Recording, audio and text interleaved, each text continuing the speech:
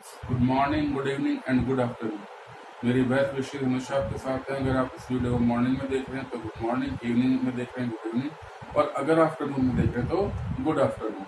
जैसा कि आपको पता है, हमारा चैप्टर चल रहा है public, private and global enterprise.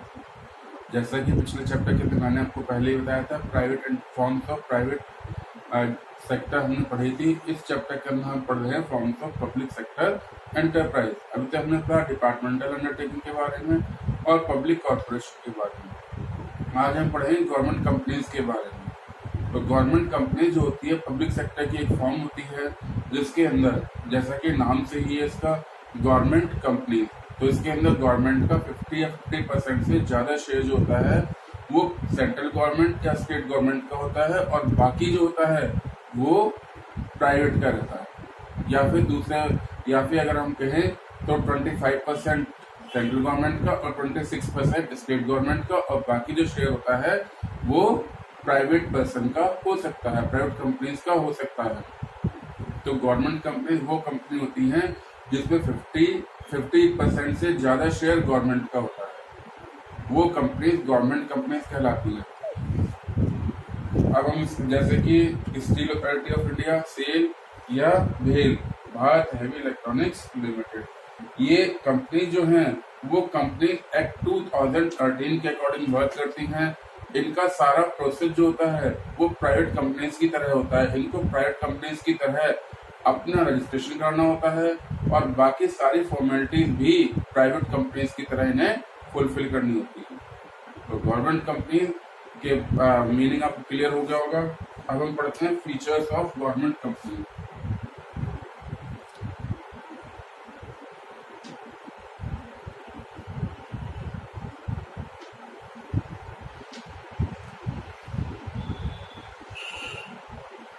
सबसे पहला फीचर है इसका रजिस्ट्रेशन।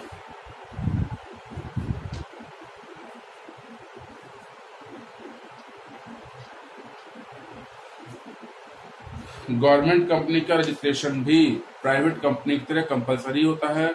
उसको वही सारी, जैसे आपने पिछले चैप्टर के अंदर पढ़ा था कि गवर्नमेंट जो प्राइवेट कंपनी है उसका रजिस्ट्रेशन कैसे होता है। उसके 4 स्टेजेस होती हैं। पहली stages promotion stage, second stage incorporation, third stage share capital subscription, और fourth stage commencement of business. ये चारों ही स्टेज से एक प्राइवेट कंपनी को गुजरना पड़ता है। ऐसे ही कोई भी गवर्नमेंट कंपनी है तो उसे भी इन चारों स्टेज से गुजर करके अपना रजिस्ट्रेशन करना कंपलसरी होता है। कंपनी एक्ट 2013 के जो भी रूल्स एंड रेगुलेशन हैं वो सभी जो है गवर्नमेंट कंपनी पर भी लागू होते हैं। प्राइवेट कंपनी के साथ साथ गवर्नमेंट कंपनी पर भी वो सेम तरीके से लागू होते हैं। इसीलिए हम कहते हैं कि गवर्नमेंट कंपनी जो होती है वो भी प्राइवेट की तरह होती है। डिफरेंस दोनों में ये है कि प्राइवेट कंपनी में पूरा शेयर जो होता है वो प्राइवेट लोगों का होता है, लेकिन गवर्नमेंट कंपनी के अंदर 50% से ज्यादा शेयर जो होता है वो सेंट्रल या स्टेट गवर्नमेंट का होता है, या फिर कुछ सेंट्रल गवर्नमेंट का, कुछ स्टेट गवर्नमेंट का। बाकी सभी चीजें जो होती है वो प्राइवेट कंपनी की तरह होती है। वर्किंग जो होती है प्राइवेट कंपनी की तरह होती है। सेपरेट लीगल एग्जिस्टेंस होती है। बाकी जितने भी फीचर्स हैं वो सभी प्राइवेट कंपनी की तरह इस पर भी लागू होते हैं। सेकंड है ऑनरशिप।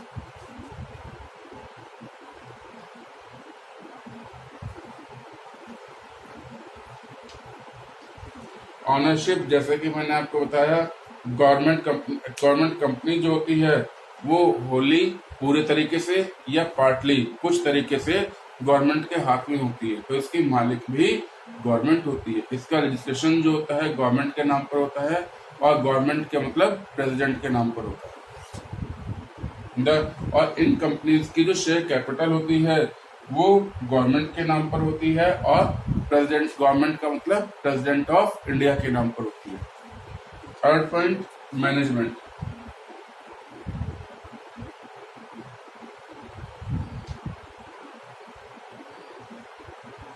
गवर्नमेंट कंपनी का जो मैनेजमेंट होता है वो बोर्ड ऑफ डायरेक्टर्स के हाथ में होता है, जिनको गवर्नमेंट नॉमिनेट करती है, और दूसरे जो शेयर होल्डर्स होते हैं उनको नॉमिनेट करते हैं। और दूसरी चीज, गवर्नमेंट जो होती है उसके पास अथॉरिटी है कि वो ज्यादा डायरेक्टर्स को अपॉइंट कर सकती है। सपोज 10 डायरेक्टर्स या 11 डायरेक्टर्स अपॉइंट होने हैं, तो उसमें से 6 जो है गवर्नमेंट अपॉइंट करेगी और बाकी 5 जो है वो शेयर होल्डर्स अपॉइंट करेंगे, क्योंकि शेयर होल्डर्स का भी रोल इसके अंदर इम्पोर्टेंट होता है। तो 50% से ज्यादा शेयर जो है वो गवर्नमेंट के पास है, इसीलिए गवर्नमेंट को राइट होता है, उसको अधिकार होता है कि वो ज्यादा बोर्ड ऑफ डायरेक्टर्स को अपॉइंट कर सकती है। Next point, separate legal entity.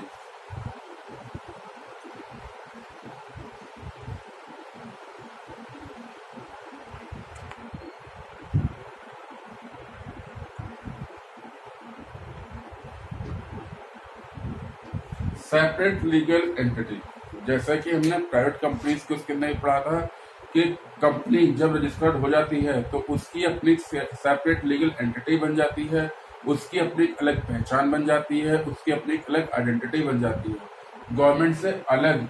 ये किसी के साथ भी कोई भी कांटेक्ट कर सकती है।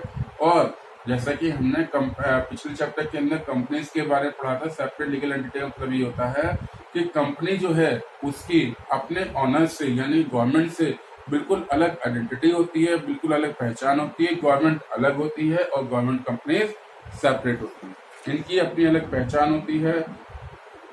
और ये कंपनी जो है वो अपने नाम पर प्रॉपर्टी को खरीद और बेच सकती है। ये अपने नाम पर किसी के भी साथ कोई भी कॉन्ट्रैक्ट कर सकती है। कॉन्ट्रैक्ट जो होगा वो गवर्नमेंट के नाम पर नहीं होता है, वो होता है कंपनी के नाम पर। Next point, managerial control, ministerial control.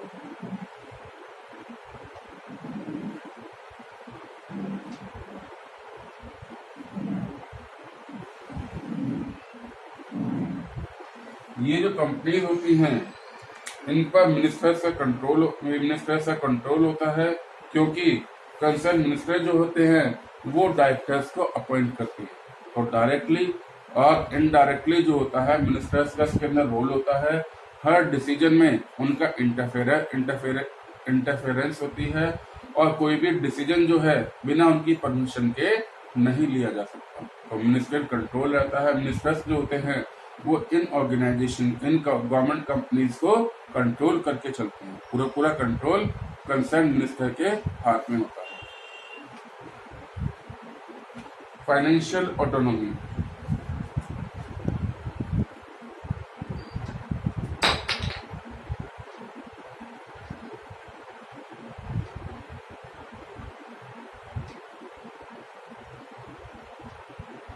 जो गवर्नमेंट कंपनीज होती हैं इन्हें फाइनेंशियल फ्रीडम होती है। इनका जो फाइनेंस है वो ये अपनी इच्छा से कहीं पर भी खर्च कर सकते हैं, कोई बाउंडेशन नहीं होती, किसी से इनको पूछना नहीं होता। दूसरा, इनको बोरिंग पावर जो होती है उसको भी ये एंजॉय करती है। इसका मतलब ये हुआ कि ये अपनी सिक्योरिटीज को इश्यू करके, जैसे कि प्राइवेट कंपनीज के अंदर होता है वो शेयर्स को इश्यू करके शेयर कैपिटल को कलेक्ट करती है, ऐसे ही गवर्नमेंट कंपनीज को भी राइट होता है, अधिकार होता है कि वो अपनी सिक्योरिटीज को इश्यू करके शेयर कैपिटल को कलेक्ट कर सकती है। शेयर कैपिटल के रूप में अपने फंड को बढ़ा सकती है, इंक्रीज कर सकती है। सिक्योरिटीज में आते हैं आपका शेयर कैपिटल और डिवेंचर्स, तो दोनों को वो गवर्नमेंट कंपनी जो है इश्यू कर सकती है और उससे पैसा इकट्ठा करके अपने फंड को रेज कर सकती है। जब भी इन्हें पैसे की जरूरत होती है तो ये इसी तरीके से शेयर्स को इश्यू करते हैं और फंड को कलेक्ट कर लेते हैं। तो फाइनेंशियल ऑटोनॉमी होती है और उस फंड को ये अपने अकॉर्डिंग खर्च करते हैं। Next, efficient staff.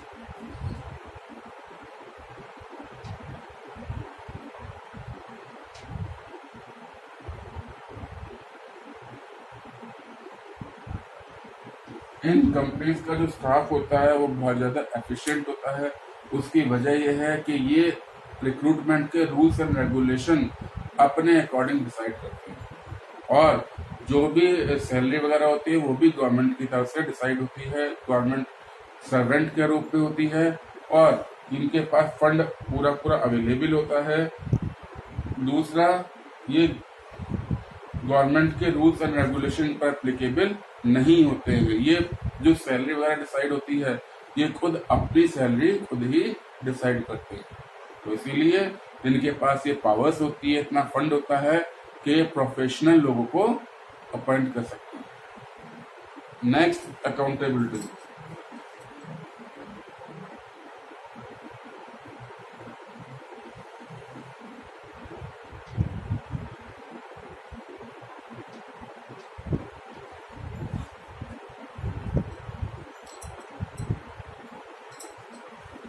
Government company जो होती हैं वो कंसर्न डिपार्टमेंट के लिए अकाउंटेबल होती हैं। इनको अपनी एनुअल रिपोर्ट जो होती है वो पब्लिश करनी होती है, क्योंकि शेयर होल्डर जो होते हैं वो कंपनी के प्रॉफिट पर नजर रखते हैं और वो ये चाहते हैं कि कंपनी को जितना प्रॉफिट हुआ उसका उन्हें भी पता रहना चाहिए, क्योंकि उसी के अकॉर्डिंग फिर उनका डिविडेंड डिसाइड होता है। इसीलिए गवर्नमेंट कंपनीज के लिए कंपलसरी होता है कि वो अपने अकाउंट को पब्लिश करें। और पब्लिश करने के बाद ये जो गवर्नमेंट कंपनी होती हैं ये कंसर्न डिपार्टमेंट के लिए अकाउंटेबल होती है। ये थे फीचर्स। अब हम पढ़ते हैं इसकी मेरिट्स के बारे में। Merits of government company.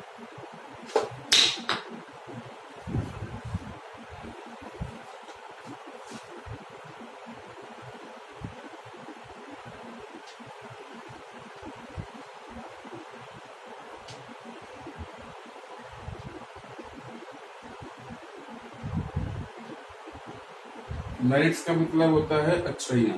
तो गवर्नमेंट कंपनीज में क्या क्या अच्छाइयाँ होती हैं? सबसे पहला, एडमिनिस्ट्रेटिव ऑटोनॉमी।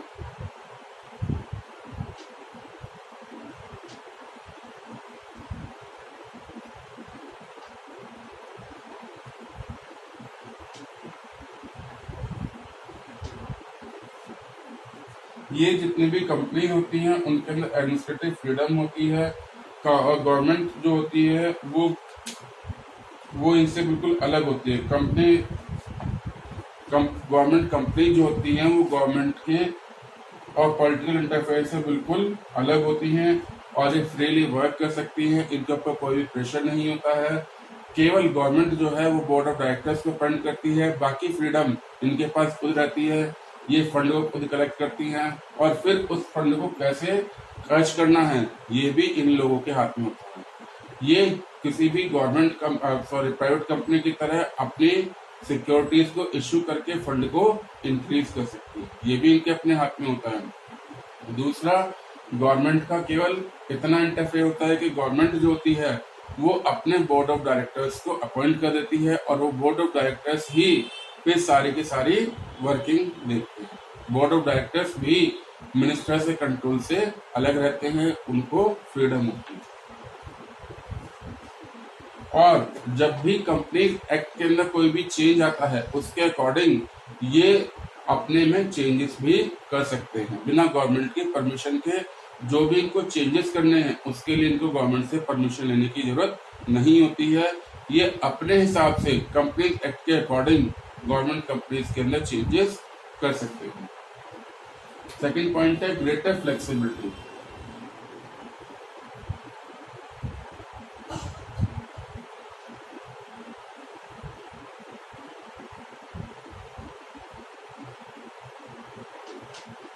ग्रेटर फ्लेक्सिबिलिटी, इनके अंदर फ्लेक्सिबिलिटी बहुत ज्यादा होती है।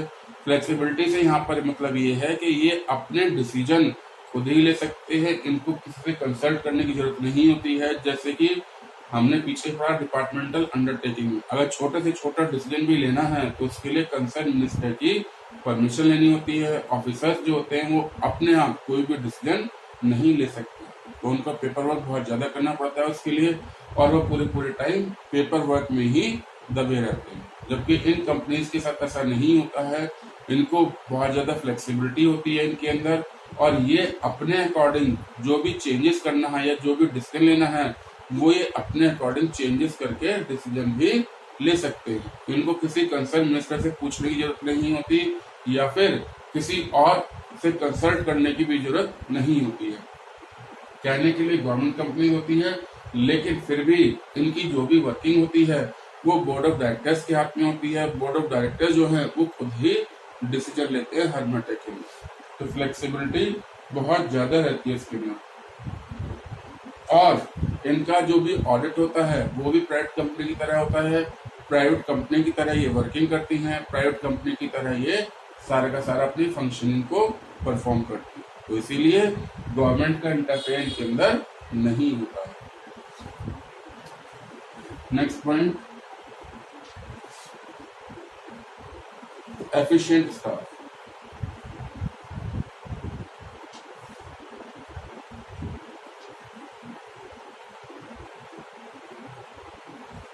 एफिशिएंट स्टाफ, जैसा कि हमने टीचर्स ने पढ़ा था, इनका स्टाफ जो होता है बहुत ज़्यादा एफिशिएंट होता है।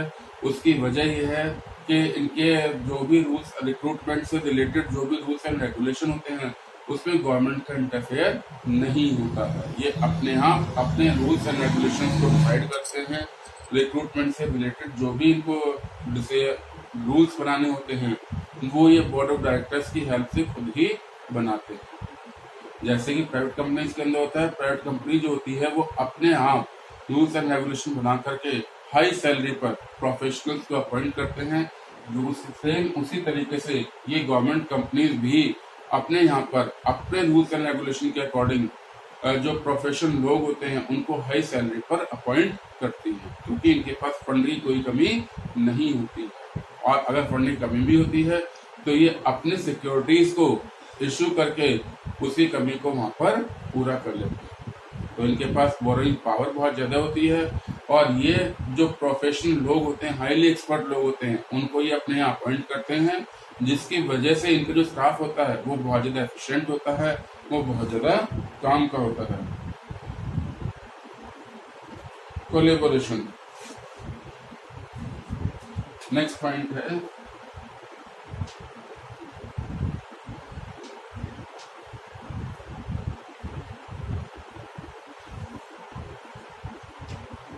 जैसे हमने ऊपर पढ़ा ग्रेटर फ्लेक्सिबिलिटी, तो उसी तरीके से ये वाला पॉइंट आता है कोलैबोरेशन। ये कंपनी जो होती हैं वो फ्री होती हैं, इन पर कोई भी दबाव नहीं होता, कोई प्रेशर नहीं होता। ये अपने नॉलेज को या नई नई टेक्नोलॉजी को बेनिफिट उठाने के लिए ये किसी भी कंपनी के साथ कांटेक्ट कर सकती हैं। जो हमने ऊपर पढ़ा था रजिस्ट्रेशन वाला पॉइंट, क्योंकि इनका रजिस्ट्रेशन होता है, इनकी अपनी सेपरेट लीगल एंटिटी होती है, ये कंपनी के नाम पर किसी के भी साथ कॉन्ट्रैक्ट साइन कर सकते हैं। तो कॉन्ट्रैक्ट जो होता है वो कंपनी के नाम पर साइन होता है और बोर्ड ऑफ डायरेक्टर्स उसका डिसीजन लेते हैं। तो ये टोटली फ्री होती है, कंपनी जो होती है वो टोटली फ्री होती है।